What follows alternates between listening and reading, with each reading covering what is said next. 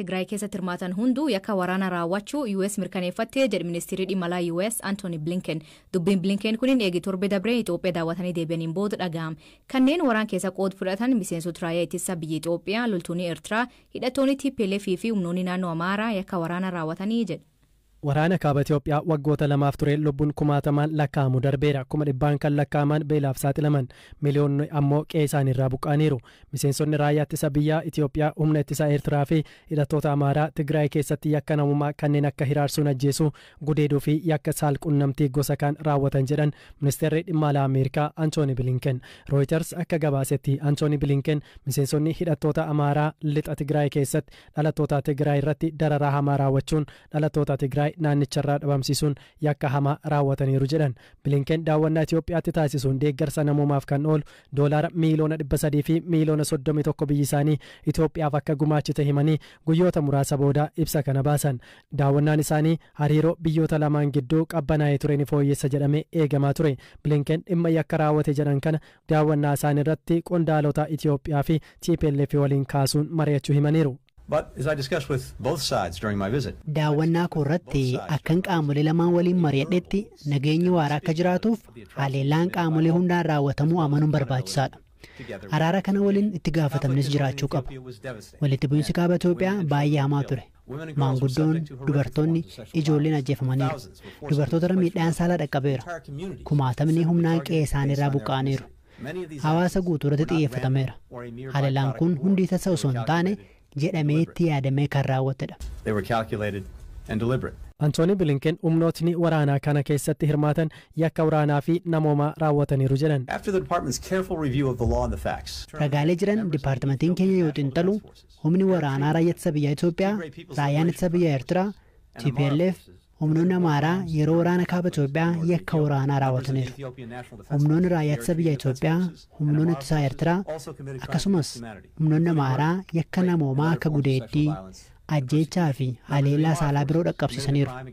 Humnoonni Amaaraa yakka namoomaa akka dirqamaan naannichaa baasuu, lixa Tigraayitti immoo badii dhalattoota Tigraay dhabamsiisuu raawwataniiru. Mootummaan Itoophiyaa humnoota TPLF fi Eertiraa warra haleellaa kana raawwatan akka itti gaafataman gochuu qaba.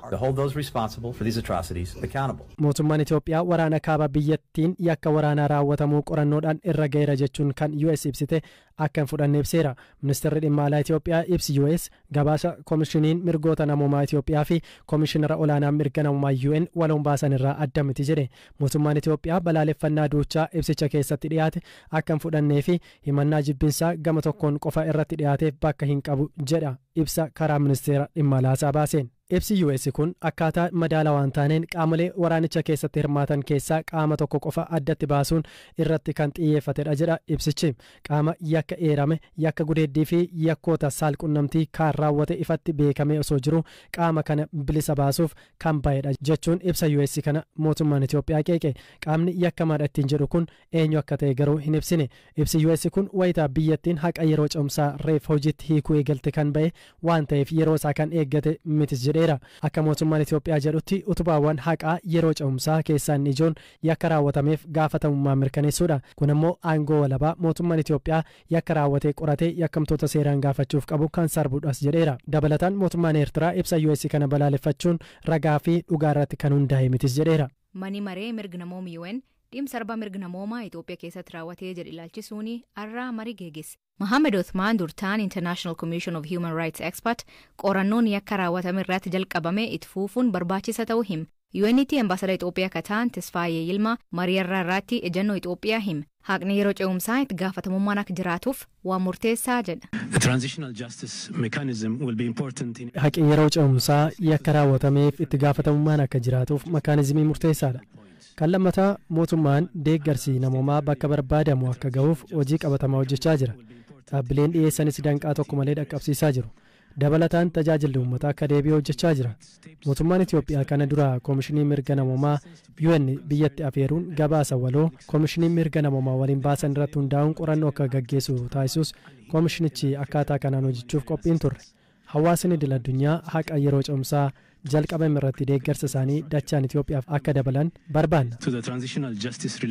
Mooyaleetti lubbuu nam lama galaafachuu himan. Dhiyeen kanaa dhibee kanaanii Itoophiyaa keessatti namoonni 37 du'uu Instituutiin Fayyaa Hawaasa Itoophiyaa beeksisee ture. Hoogganaan waajjira eegumsa magaala Mooyalee Aabboruu Huqqaa dhukkuba kanaan namoonni hedduun qabamuun yaaddoo qabaachuu hirpha gammachuutti hime. Anaaf haalli amma ka'ee jirru jajjabaadha. Orreedii itti sirraatti hojjechuutti hin jirra. Dhibeen immoo dabalaa jira. Baay'ee dabalaa jira. Gadda nama lam ture har'a ganam kanaaf akka kaleessa nam 15 seenee amma seenu jira. Agan caal babal'achuu danda'a. Bishaan akkamii dhuga hawaasni? Hauma boolla fa'a ajanduma bokka yeroo fa'a baambaa fa'a kan irratti immoo kilooriinii dheedhota achi keessa jiran yaga danda'ama kilooriiniidhaan yaallee jirra. Bokka illee waan robuuf faalan bishaan irra kan ka'e nyaati adda addaa illee faalamee jira. Faalama kan irraa kan ka'e dhibeen kan caala bal'achuu danda'a. Of eeggannoo hin cimsin sooshaal mobilaayizeeshinii hojjechuu jirra. Rakkoon bishaanii naannoo sanatti mul'atu irraas wal qabatee ammame yaaddessaadha. Maal hojjetaa immoo jirtanii gama keessaniin akka mootummaatti? Akka mootummaa wanni hojjetamaa jiru iddoon ciisichaa nama yaala kan argatu adda bahee dhaabatee jira.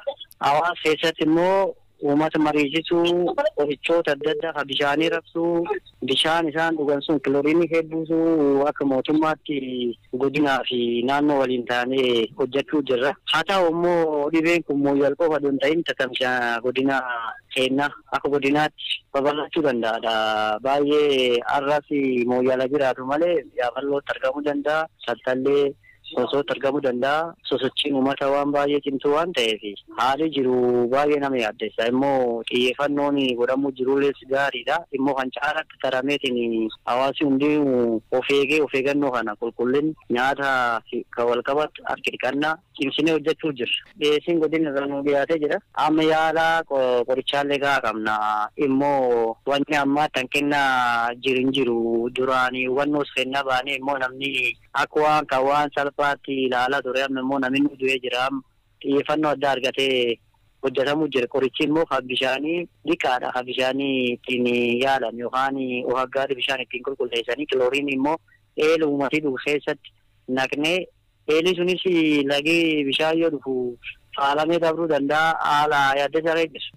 Ispeeshalistii daa'immanii fi pireezidantii waldaa hakiimoota Oromiyaa kan ta'e Dr. Balaayina Lataa dhukkubi huniin salphina namoota dadarbuu waan danda'uuf uummanni eegumsa cimaa gochuu qabaa jedha. Dhibeen kuni baay'ee hamaadha. Maaliif dhibeen kuni baasaa garaa kaasaa akka bishaaniitii fi ol deebisaa fida. Garaan kaasaan kun immoo yeroo tokkotti nama keessa haga liitira hedduu bishaan dhangala'oo qaama keessaa waan baasuuf daqiiqaawwan muraasa keessatti iyyuu qaama isaanii irratti gogiinsa fidee dhiibbaa dhiigaa isaanii gadi buusee dhukkuba du'aatiidhaaf saaxilu dhukkuba hamaa ta'e hin beekama. Dhibeen kuni dhibee qulqullina dhabinsaan wal qabatu waanta ta'eef fayyaa hawaasaaf agam yaaddessaadha.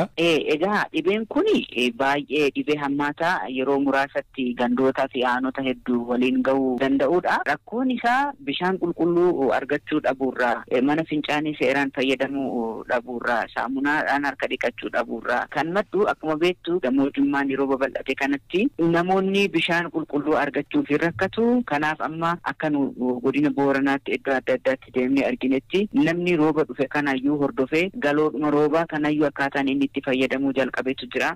Bakkee namni baqatee qubate kanneen itti akka salphaatitti manni fincaanii qophaa'eef hin jiru. Bishaan qulqulluun achitti dhiyaateef hin jiru. Isa kanaan wal qabatee rakkoon kuni hammeenyaan babal'achuu danda'a kan jedhu sodaa qabna. Rakkoo kana salphisuu fi bishaan qulqulluu dhiyeessuudha. Hawaasni immoo bishaan qulqulluu bishaan boollaallee ta'ee bishaan lagaawillee ta'ee bishaan gosa kamiyyuu yoo dhiyeessanii fi yoo danda'ame gama mootummaatiin keemikaalota bishaan kanneen namoonni ittiin yaalanii fayyadaman dhiyeessuu barbaachisa. Yoo gama keemikaalaatiin immoo dandeenya yoo ta'e immoo hawaasni bakkuma jirutti madda bishaanii kamiyyuu yoo kan fayyadamu ta'e bishaan san danfisee nyaatallee itti bilcheessee dhugaatiifillee itti fayyadame bishaan san danfisanii itti fayyadamuu barbaachisa. Gama kan biraatiin hawaasni aadaa harka isaa dhiqachuu isa barbaachisa. Saamunaaf bishaaniin harka isaa yeroo nyaata hin bilcheessin dura yeroo nyaata bilcheessu yeroo nyaatuu fi nyaatee ka'u harka isaa dhiqachuu qaba. Uummanni immoo immoo bobbaa isaa alatti hurufarratti mana fincaanitti qofa godhuu qaba. Yoo manni fincaanii sadarkaa isaa eeggatillee jirre boolluma muraasa yeroodhaaf ta'u meetira takka meetira lamallee ta'u mana irraa iddoo bishaan itti fayyadanirra fageessanii qulqullinaan itti fayyadamuu barbaachisa. Gama kaaniin waan dhugnuuf waan nyaannu waan dheedhii akka hin taane yeroo kanatti dabalataan immoo yeroo akkanaa kanatti bifa weeraraatiin yoo ka'u yeroo manni yaalarraa warri fagoo jiran lamlami kan jedhamu ORS san bitanii mana kaawwachuu yoo baasan jalqabee soogidda bulbulanii dhuguudhaan dhangala'aan qaama keessa jiru akka gadi bu'ee namni du'aatiidhaaf hin saaxilamne isaan gargaara waan ta'eef namoonni dhibeen kun naannoo itti ka'ee jiranii qarshii xixiqqoodhaan faarmaasiidhaa isa bitatanii mana ol kaawwachuu barbaachisa. Yoo namni tokko maatii keessaa dhukkubsate immoo yeroodhaan gara mana yaalaa. Mootummaa Itoophiyaa fi waraana bilisummaa Oromoo jidduu galuun akka araarsuu gaafatan. Ministeerri dhimma alaa Ameerikaa Antooni Blinken illeen rakkoo nageenya Oromiyaa marii nagaan furamuu akka qabu yeroo Itoophiyaa daawwatan dubbate.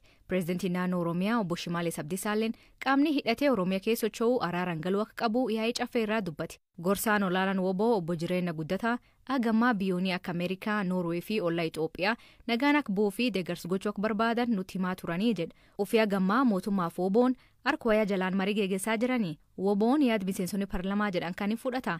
Zalaalem Taadessaa obbo Jireenya dubbise. Bakka qaamni sadaffaa jirutti wal haasa'uu mari'achuu rakkoo dhibdeen siyaasaa impaayiritiisi ka Oromiyaas hundi isaayyuu akkaataatti furamuudhaa qabu. Sanaaf immoo mariin nuti gochuudhaa qabnu mootummaa federaalaa waliin akka ta'ee fi mootummaan Oromiyaas keessatti qooda qabaachuu akka danda'utti ibsinee turre jechuudha. Kana waliin wal qabatee qaamoti hedduun namatti bilbiluu akka gartee araaraatti namatti dhufuun sun hin jirti jechuudha. Sanaaf immoo nuti qaama mootummoota keessaa dhimma kana faasiliteet gochuu danda'an haala mijeessuu danda'an qaamota mootummaa waliin walitti qaban gidduu taa'anii wal mariisisuudhaa danda'an qaama immoo deebi'ee dhimmi kun yoo waliigaltee tokkorra gahame akkaataatti hojiitii hiikamu bilquu danda'an qaama akka Ameerikaan fa'aa kun keessa jiran akka jiraatu dhidhiibaa turre gama gartee mootummootaan waan pozitiif ta'e keessatti hirmaachuudhaaf fedhiin ni mul'ata jechuudha.